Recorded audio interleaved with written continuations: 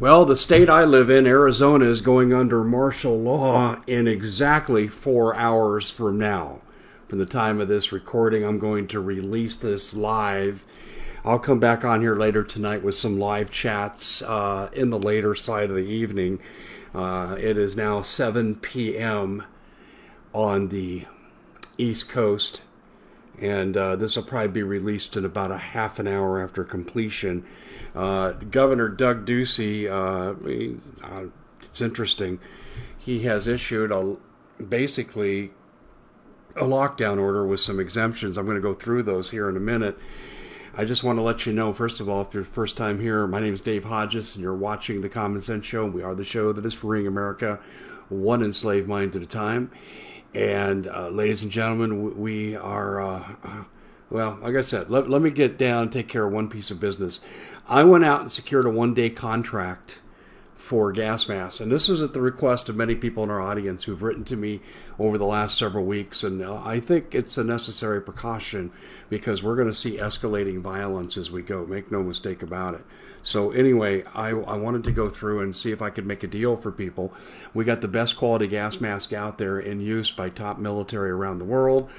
And we got 30% knocked off for one day until midnight tonight. So you literally from right now have, and this is Pacific time, that would be about 8 hours from now to make good on this. Use the coupon code DAVE30.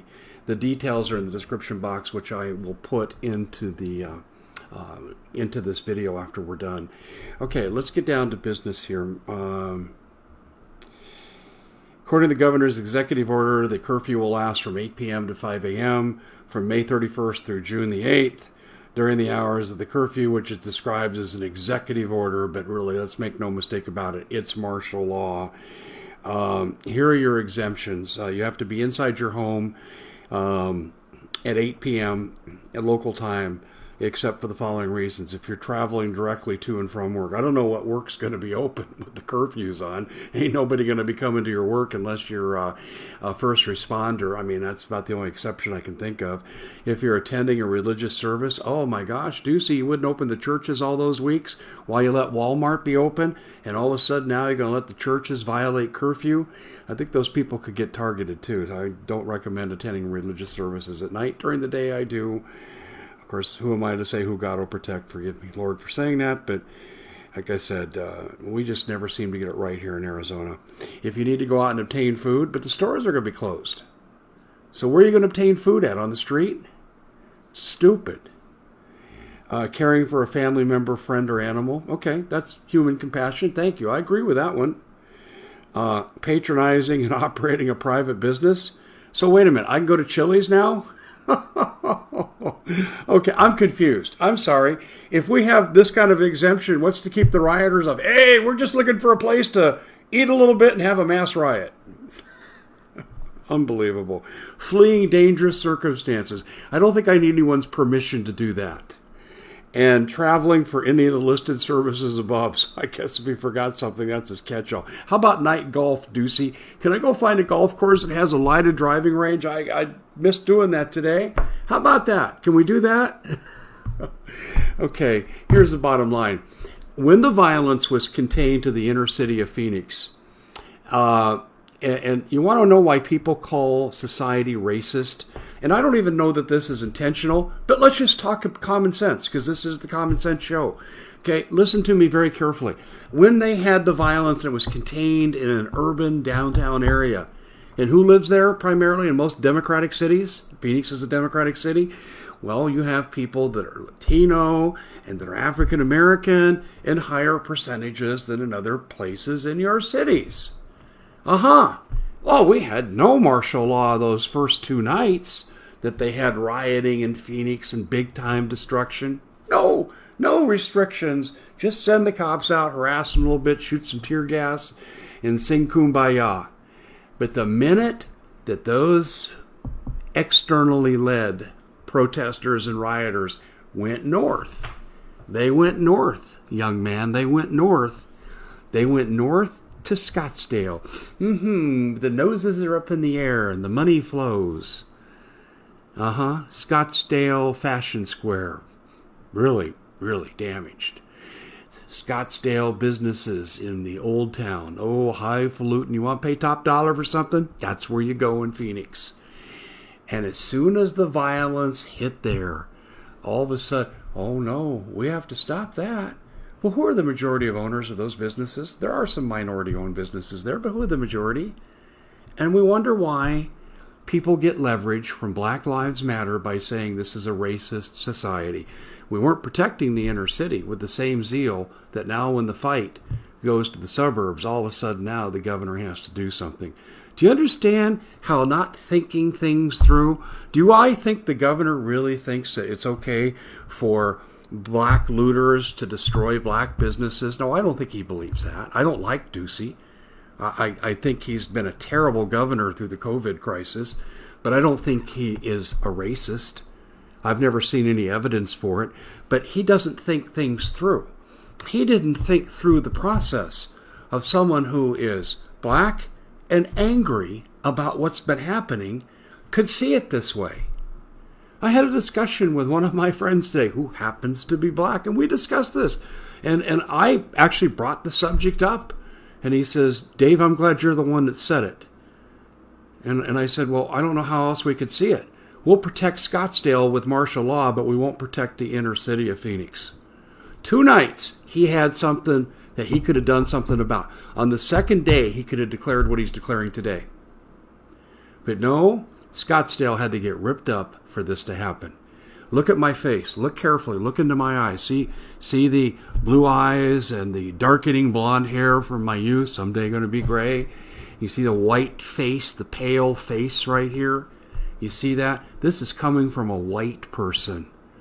This is coming from someone that I was a kid and I was in middle school and I was in the minority. I marched with my friends about civil rights. Why? Because they were my friends. Friends stick with friends when you're 13 years old. Look at my white face, and I'm saying that to the other side, this looks like racism. But I don't think Ducey's guilty of racism. I really don't. I don't think the man's a racist because I have never seen it in one thing he's done. Do I think he's a fascist? Oh, yeah. His position on TGen, leading to the manufacture of vaccines connected to Bill Gates and company, that's undeniable. That's public information. And he was purposely keeping us locked down with stupid COVID numbers for targeted populations by punishing everybody. Yeah, because he had a personal interest there. That's what he's guilty of.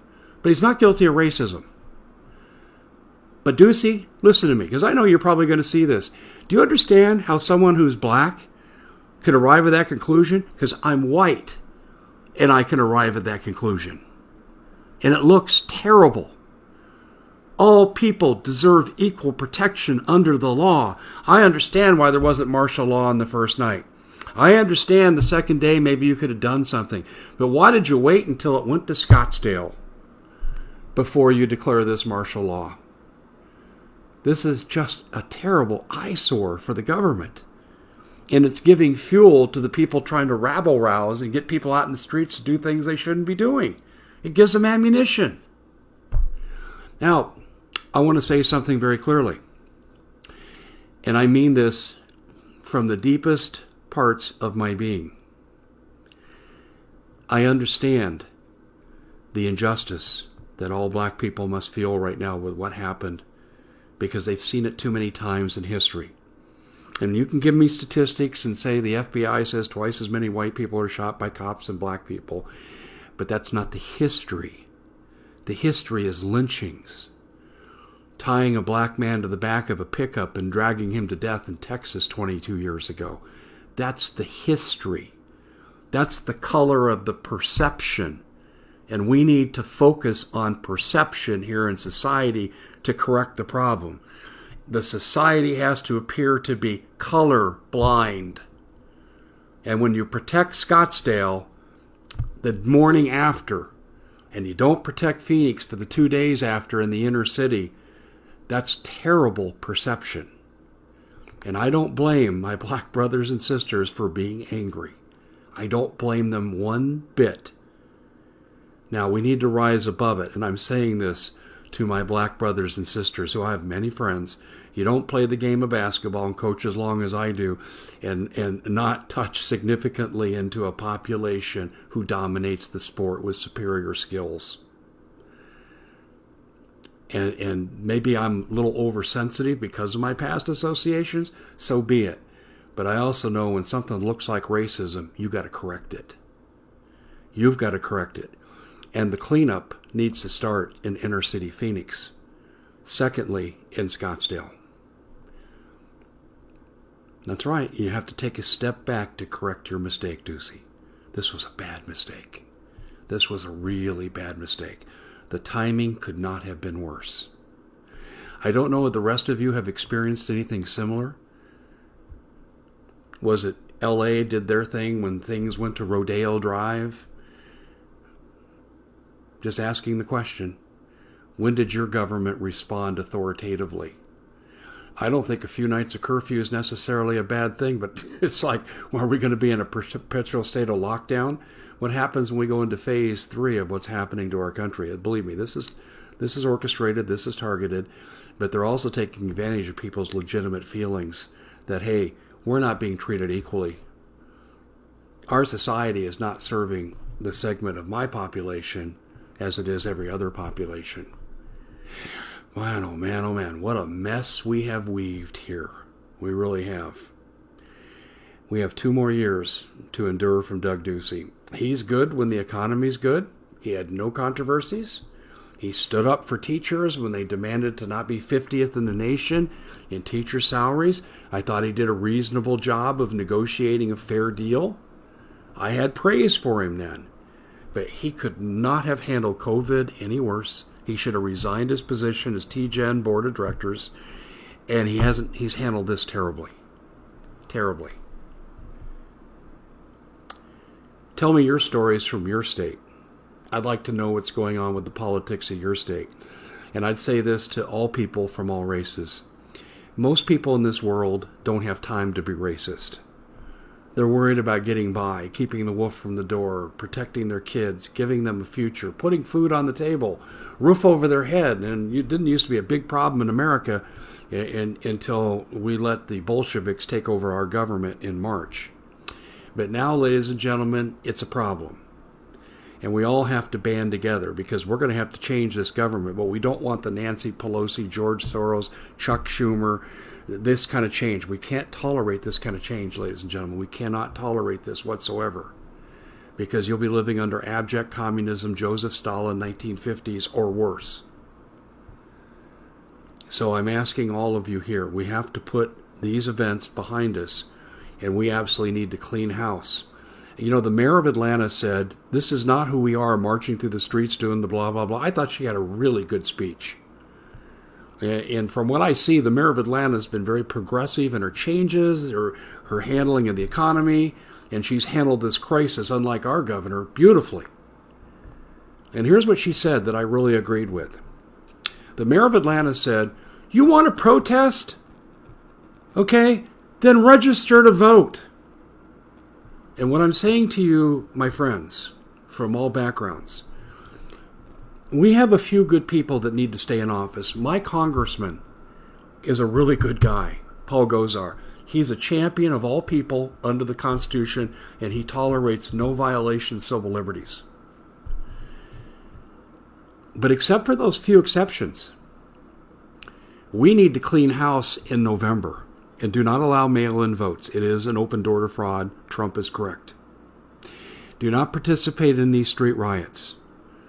We need to start organizing, and I mean all groups, Black, Latino, Asian, white. We need to form coalitions together, in and amongst ourselves, to change this leadership structure. We need to break the deep state's hold.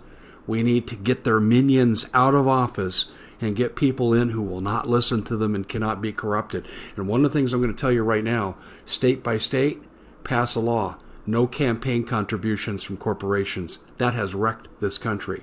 It's turned our country into a pimp factory. So I'm saying to all of you, please, join me. Don't riot. Realize that all people are outraged by the death of Floyd. Only a few of the weirdos and sickos are not. And we don't want to live in a country like this. I don't want to be in a country that lives like this. And I will not live under Nancy Pelosi. I've already said that if these Democrats in this form take over, I'm exiting stage left. And I'm not doing it out of fear. We've lost the war. We've lost our country. I'm going to go be somewhere where I can be who I want to be. But I'm not planning on losing either. So let's join together. Let's make it a point to clean house. Because let me just say this too. On the other side of the coin, there are some representatives who are Latino and black who are very responsible. There are some that flame racism. They incite it. They show up to provoke it. They need to be gone from office. They are the problem, not the solution. The same as people like Ducey who are insensitive to racial issues like the handling of this curfew here in Phoenix and all across Arizona. That was insensitive at the timing. We need to clean house of all people who aren't working for the complete equality under the color of law as dictated by the Constitution. Gone. And then we need to start working on getting rid of judges. Vote every judge out of office. When you get those little things, and most of you just go yes, yes, yes, yes, yes, down on your local election ballot, vote no, no, no, no, no, no, no. Judges are the problem today. There's very few judges that have stood out as standard bearers of the Constitution. Most of them were political appointees from the Clinton and Obama administration, so this is why we don't have the rule of law being affected. So I'm just saying that if we would reach across to each other and join hands, forget the social distancing, join hands and stand up for the same things, ladies and gentlemen, we could turn this around. I'll see you back here next time. Once again, share this, give us a like on the way out.